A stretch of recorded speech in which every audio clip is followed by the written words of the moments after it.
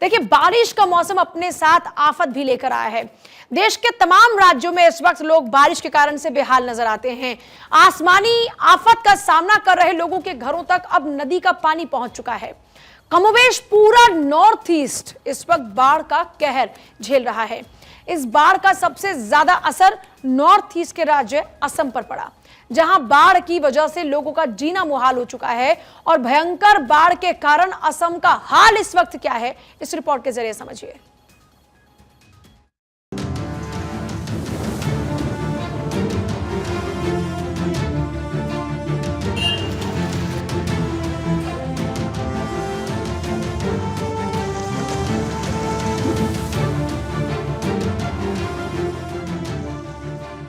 जाते जाते बादल बरसे और ऐसे बरसे कि जुलाई का पहला हफ्ता पूरी तरह से भीगा भीगा नजर आया। नदी का पानी अब शहरों के अंदर घुस चुका है। बाढ़ का असर ऐसा कि सड़क पर गाड़ियों की जगह नाव ने ले ली है।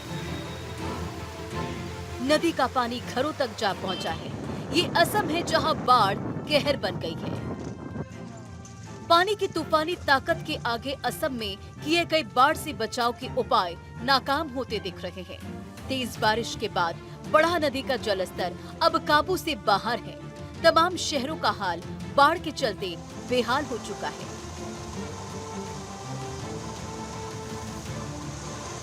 बाढ़ ने कितना कहर मचाया है, इसका जायजा लेने के लिए असम के मुख्यमंत्री हिमंता बिस्वा सरमा ने खुद कमान संभाली। बाढ़ से जूझ रहे इलाकों का दौरा किया और जाना कि राज्य में इस वक्त लोगों पर क्या बीत रही है। अभी असम में बाढ़ का स्थिति सुधर गया है और पानी कम हुआ है, लेकिन जहाँ जहाँ एम्बैंकमेंट ब्रिज हो गया उधर का लोगों का परेशानी बना हुआ है।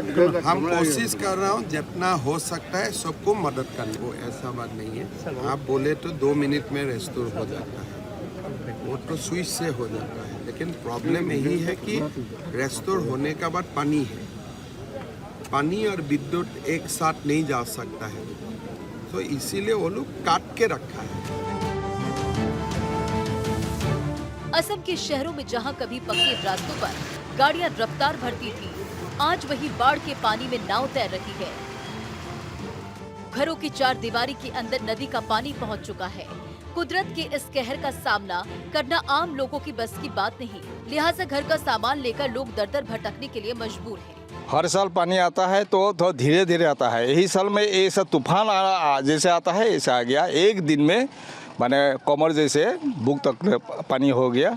और पानी का तकलीफ यही है, बहुत आदमी का बहुत सामान तो पानी में चला गया।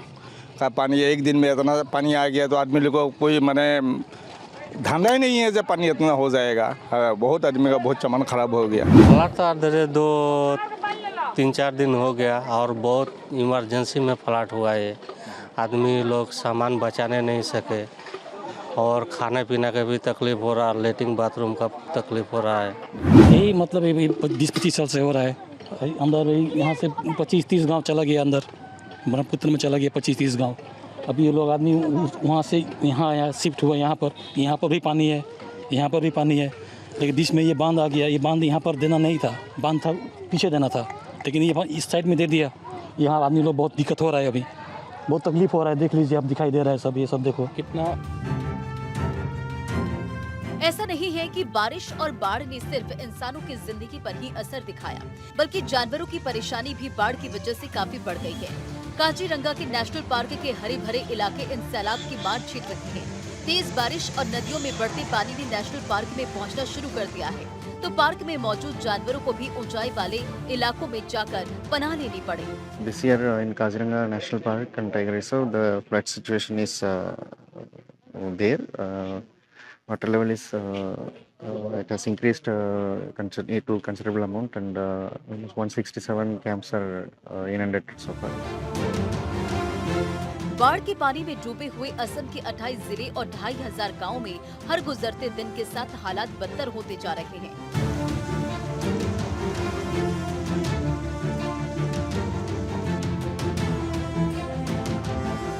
बाढ़ की चपेट में कई जिंदगियां हैं। और इन सब के पीछे की वजह है ब्रह्मपुत्र नदी में बढ़ता हुआ जलस्तर। ये बाढ़ अब तक 48 लोगों की जान ले चुकी है। 3000 से ज्यादा लोगों को बचाया जा चुका है। 419 से ज्यादा लोगों की जान बचाई गई है। हालात ये है कि सेना, एनडीआरएफ और एसडीआरएफ मिलकर हालात को काबू करने की कोशिश कर रही है। अत्यधिक बारिश के कारण से आसाम के कई जिले और कई गांव और बहुत बड़ी लाखों की तादाद में जनसंख्या इस बाढ़ के कारण से पीड़ित है। मैं सोचता हूं कि मुख्यमंत्री जी अलग क्षेत्र के में गए, कुछ मंत्री अपने अपने क्षेत्र में गए। मैं भी आपके इस पूरा गांव को देखने के लिए मुझे बताया कि ये बड़ा तगड़ा फ्लड इफेक्टेड है। लगभग 3000 से लेकर 4000 लोग केवल इन टेंट तंबू में रह रहे हैं, जिनके अच्छे मकान सामने हैं, लेकिन पानी के अंदर आ जाने से, कॉलेज अंदर आ जाने से, हॉस्पिटल पानी के अंदर है, स्कूल अंदर है, तो लोगों को जो परेशानी है वो इस डैम बनने से मैक्सिमम लोगों को तो रिलीफ मिल गया कि इस बाढ़ से वो बच गए।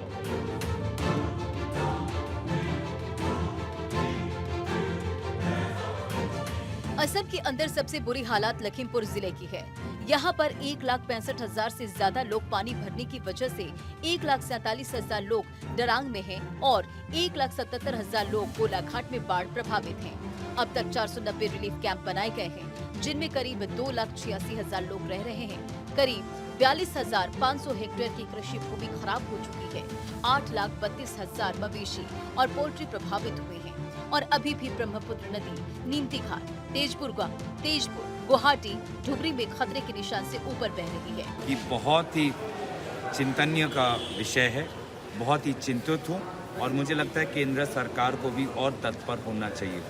मैं अवगत हूँ कि प्रधानमंत्री मोदी जी ने मुख्यमंत्री के साथ फ़ोन पर बातचीत की, लेकिन मुझे चिंता है कि क्या मुख्यमंत्री स्वयं वास्तविक जो सच्चाई है जानते हैं कि नहीं, क्योंकि भाजपा सरकार के ये जो जल शक्ति विभाग जो है पिछले 10 सालों से हम देख रहे हैं कि ये बार बार उन कॉन्ट्रैक्टर को एम्बैंकमेंट का प्रोजेक्ट दे रही है जो कॉन्ट्रैक्टर्स टूटे हुए एम्बैंकमेंट बनाते हैं। मॉनसून की दस्तक के साथ ही असम की हालत बेहाल है। कुदरत के कहर के सामने असम पूरी तरह से लाचार है और गांव से लेकर शहरों तक बाढ़ के पानी की वजह से लाखों लोगों की जिंदगी पर असर हुआ है। Bureau report, Bharat 24।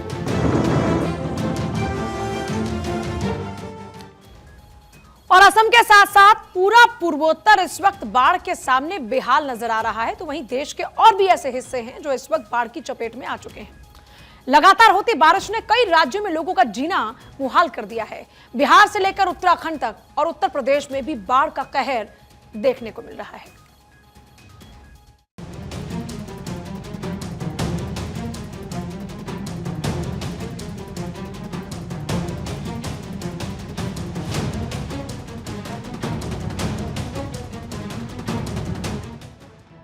बिहार में इन दिनों बहार हो या ना हो, बाढ़ का असर बेशुमार है।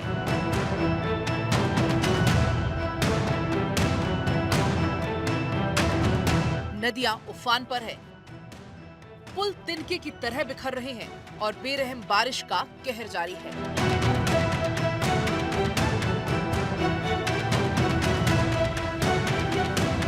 बिहार की बगहा में बढ़ता नदी का जलस्तर अब लोगों के घरों तक जा पहुंचा है।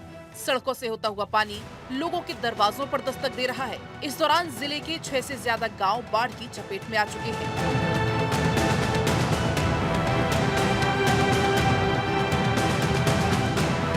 दिन ब दिन बढ़ते हुए पानी के साथ खतरा भी बढ़ रहा है। आलम यह है कि लोग अब अपने घरों तक को छोड़ने के लिए मजबूर हो गए हैं। जो है दोन से होते हुए पथरी चुरियारवा होते हुए रामनगर को जाता है, जो पथरी ग्राम के आगे बहुत भयंकर, आज 5 साल से पहले के टूटा हुआ रास्ता आज तक बना नहीं, जिससे कुछ लोग बीमार हो जाते हैं, जो पहुंच नहीं पाते हैं हॉस्पिटल में, यहीं पे एक्सपायर कर जाते हैं। कुछ डिलीवरी वाला मैटर भी होता है कि नहीं हो पाता है, जो कारण एक्सपायर कर जाता है लोग। और यह आज गांव में पानी आया है नहीं? आज भी मुस्टोली के बगल में जो मुस्टोली है उसमें भी पानी आ गया है, बाकी अगल बगल में सारी पानी है। लोगों का फसल भी क्षति हो रहा है। बिहार का चंपारण भी बाढ़ और उसके साथ आने वाली तबाही से अछूता नहीं है।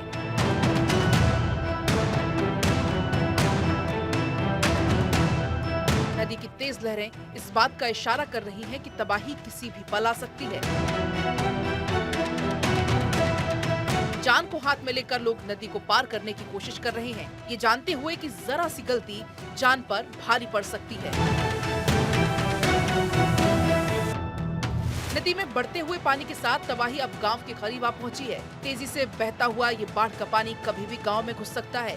लोगों को अपने खेत, अपनी जान की फिक्र सताने लगी है। लेकिन सच तो ये है कि कुदरत के सामने किसी का जोर नहीं चलता। बारिश के कारण रामनगर प्रखंड के उत्तरांचल जो क्षेत्र है, इधर पहाड़ी नदी अपना विकराल रूप धारण कर ली है। ऐसे में हम एक ऐसे शख्स से बात करते हैं जो पुल नहीं होने के बाद, गांव का आवागमन पूरे बाधित हो जाने के बाद लोगों को सहायता कर रहे हैं, अपने सारे एक दूसरे को पार करा रहे हैं नदी को। क्या नाम होगा आपका? छोटे अंसारी। लगातार आप उसी समय से लोगों को इस पार से उस पार ले जा रहे हैं। बाएं पकड़ के हिला देते हैं।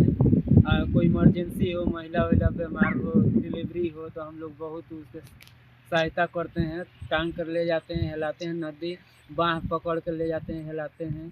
मगर 10 साल से ये नदी चल रहा है, कोई सरकार इसको देख नहीं कर रहा है। लड़के लोग 2-3 आदमी हम रात भर बैठे रहते हैं कि हमारे गांव में कोई यहाँ डूब के मर न जाए। एक बच्चा 10 साल पहले मर चुका था इसी नदी। नेपाल से हुई बारिश ने दरभंगा को भी डराना शुरू कर दिया है।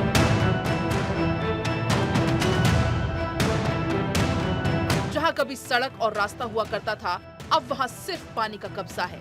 लोग इन्हीं लहरों के बीच से गुजरने को मजबूर हैं, क्योंकि पानी गांव तक पहुंचने वाले रास्ते को अपने साथ बहा कर ले गया। बेले आके की समस्या होय छै? समस्या त यह छै, देखै छियै लोग डूबै छै, हेल के जाय छै, आबै छै। एकर कोनो समाधान? किछो नै होइ छै। किछो नै। त इहे पानि में न परपा डुमा एत भेलै। आ देखियै पानि चलता छै, केना लोग जेतै एतै। कते दिन पानि रहै छै एमे? एते पानि एखन छै 6 महीना पानि रहै। पिछले 3 दिन से यहाँ के हालात खराब हैं। इस सड़क से ही लोग दरभंगा मुख्यालय और सरकारी अस्पताल जाते हैं। इस सड़क पर 15 मीटर दूर तक पानी भर चुका है। इसका असर 10,000 से ज्यादा लोगों पर पड़ रहा है, लेकिन अभी तक प्रशासन ने इस पर ध्यान देना भी जरूरी नहीं समझा। आने आ जाने से हम लोग को बहुत तकलीफ होता है, बहुत दिक्कत होती है यहाँ पे जाने आने में। फिलहाल हम तो साल के 12 महीना बाहर रहते, मुंबई में रहते। बस साल में एक मरतबा आना होता है 1-2 महीने के लिए। और ये बारिश का जो मौसम है, ये बारिश के मौसम में हर साल हमको तकलीफ होती है यहाँ पे जाने आने में। कभी कोई चीज़ लाना हो, हमारा घर एक साइड में है, हर चीज़ की ज़रूरत हमको बस्ती झगड़वा बस्ती से ही पूरा होता है। बाढ़ का पानी धीरे धीरे गांव तक पहुंचना शुरू हो चुका है, लेकिन प्रशासन शायद अभी आंख बंद करके बैठा है। दफ्तर में कुर्सी पर बैठे अफसर शायद इस इंतजार में हैं कि जब तक लोग डूब नहीं जाते, उनकी जान की कीमत नहीं लगाई जाएगी।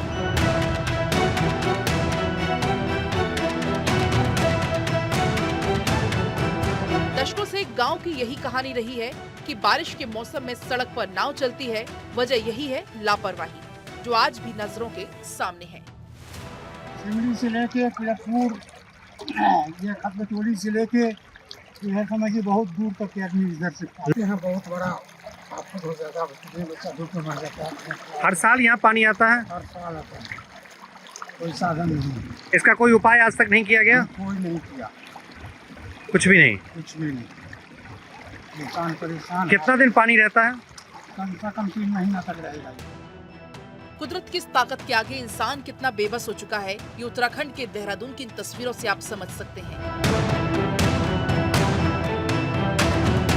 एक रस्सी के सहारे 7 जिंदगियों को बचाने की कोशिश चल रही है। देहरादून में ये हालत तब हुई जब पिकनिक स्पॉट पर गए कुछ लोग अचानक पानी में जा फंसे।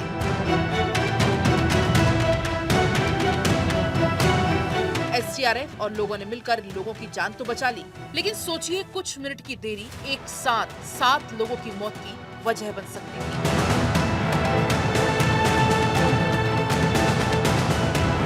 बाढ़ का खतरा उत्तर प्रदेश की तरफ भी बढ़ते जा रहा है। बारिश के बाद सीतापुर जिले में खतरे की उल्टी गिनती शुरू हो चुकी है। तेजी से बढ़ता नदी का पानी ये इशारा कर रहा है कि तबाही ज्यादा दूर नहीं है। देखिए, पिछले जो 3 दिनों से लगातार बारिश हो रही है, तो जहाँ लो लाइंग एरियाज हैं, जहाँ पे जल निकासी के प्रबंध नहीं है, तो वहाँ पे जलभराव हुआ है। लेकिन हमारी जो टीम है चाहे वो अधिशासी अधिकारियों की टीम हो, एसडीएम की टीम है, तो लगातार वो एक्टिव हैं, फील्ड में हैं। अभी भी जो शहर के जिन मोहल्लों में जल भराव हुआ है, चाहे वो पूर्णागढ़ी हो, वहाँ पे हमारे एसडीएम सदरपुर मौजूद हैं और वहाँ पे सभी पंपिंग मशीनों से उसको जल निकासी के प्रयास किए जा रहे हैं। तो क्योंकि बारिश ज़्यादा हुई है तो जल भराव हुए हैं, लेकिन सारे अधिकारी लगातार एक्टिव हैं और जल्द ही हम इसका जल निकासी का प्रबंध कराएंगे। बिहार से उत्तराखंड तक बरसते हुए बादलों ने मौसम में भले ही नमी ला दी है, लेकिन बारिश के साथ संकट की नई घंटी भी बज चुकी है।